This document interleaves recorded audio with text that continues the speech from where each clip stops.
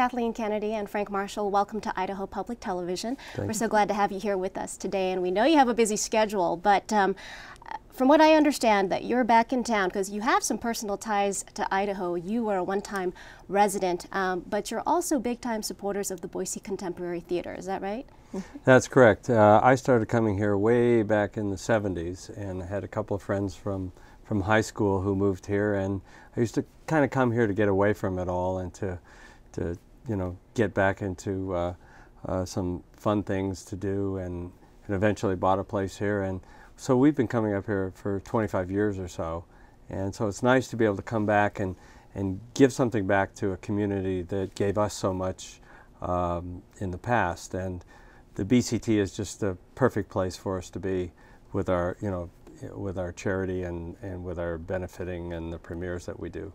Well, I know that people get positively giddy when you mention that Kathleen Kennedy and Frank Marshall have connections to Boise, and you know, a lot of people might wonder, you know, why you keep coming back and why you continue to be involved. I think it's a beautiful community. I mean, every time I come back, I think the changes are actually really nice. I think that's difficult for a community to actually have the progress result in things that you can tell people are taking time and effort and making the right choices and maintaining the vitality of the community, and so I always feel that every time I come back here.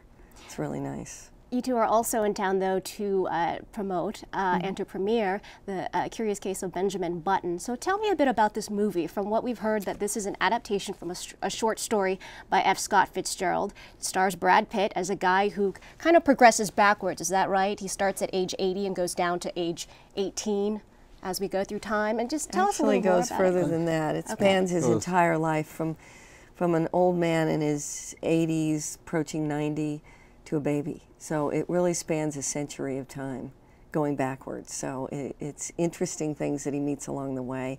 And it's, in a sense, it's really a big old Hollywood love story. I mean, in the sense of Chivago, stories like that, that's really at its core.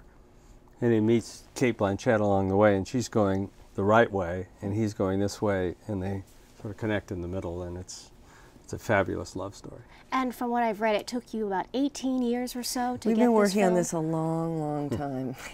But it's funny, sometimes things fall into place relatively easily to get a movie made, and which is rare, but most of the time it takes a lot of effort and a lot of trial and error and getting a script right and then attracting the right cast. And in this case, we had all the right people come together at the right time, though. I think the technology caught up with what we were trying to do.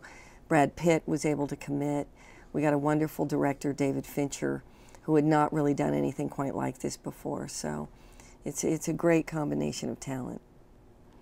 Is it unusual to be working on a movie for 18 years? And I've heard that with this particular story that it's actually been in the works, attempts to make it for about 40 years. Is that right? Well, I wouldn't say attempts to make it. This short story itself has been in existence for quite a while, but this was really the only attempt to try to tell this story. And it's been basically the same group of people trying to do it over that long period of time. But yes, it's unusual. Schindler's List was about a 13-year struggle for us. You never quite know. You know, it's hard to tell. It is about the right things coming together. I mean, finally, as Kathy was saying, that the technology caught up with what we wanted to do, because we wanted the performance, Benjamin's performance, to be the same actor all the way through. So now we're able to do that, and it's Brad Pitt when he's 85, and it's Brad Pitt when he's 15. So it's quite amazing. And talk about the role of technology here, because you mentioned that it really was the technology that helped you to bring this movie to fruition and being able to show him as he adapts through life. Is that right? I think what's really unusual is it's the first time you're going to see special effects used really in service to the story and the story alone. It's not calling attention to itself. It's allowing us to do something that is seamless, so that you can completely immerse yourself in the story and not be overwhelmed or spotlighting the effects. And that's been a real pleasure. It really begins to open the door to telling other kinds of stories with the use of technology. Yeah, it's the best kind of special effects, the ones you don't see. So you don't notice them, but it has enabled us to tell this story. And you two are uniquely equipped, considering your repertoire of movies that you've done in the past, to work with evolving technology. Yeah, it's pretty interesting to think that even going back to Jurassic Park, when creating dinosaurs that looked like they were real, was certainly cutting edge. But the minute that was finished, I remember we sat down and said, "Okay, can we do Benjamin Button now?" And even then, the technology wasn't quite there. And you look at something like that, and you think, well, you can do anything. But it's fascinating the level of detail that's required when it's something that affects the way you see a human being, because the complications involved in the human face are so extraordinary that to make that seamless is quite a feat.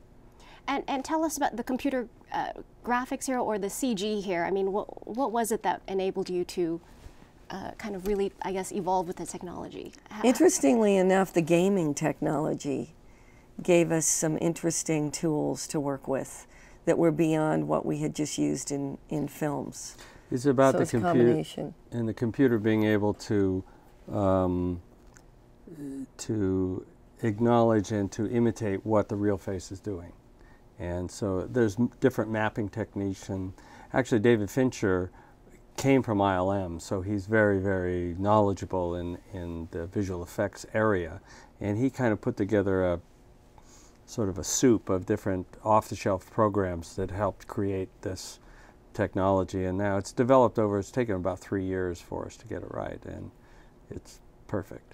The important component to it all is that it is the actor that's providing the performance. It's not something that somebody's guessing or creating on its own, and that's what I think is the most fascinating aspect of the technology, is that you need the two. So for people who tend to think, oh my God, Hollywood's going to start creating actors and they're not going to need real people, that's really not realistic. It still requires great talent. So how did Brad Pitt, how did he take care of the job, I suppose? How did he work with all the technology? Did he do pretty well? Oh, he did fantastic. Oh, he was amazing. Yeah, it was he was really amazing. Great. He was, in fact, it's the reason he did the movie. When David went to him and said, I want to do Benjamin Button, and they had done a couple of movies before together, so they loved working together. And he said, well, I don't want to pass the baton to another actor. I want to, and he said, no, I figured out a way to do the whole, so you can do the whole thing. And that's when he said, I'm in.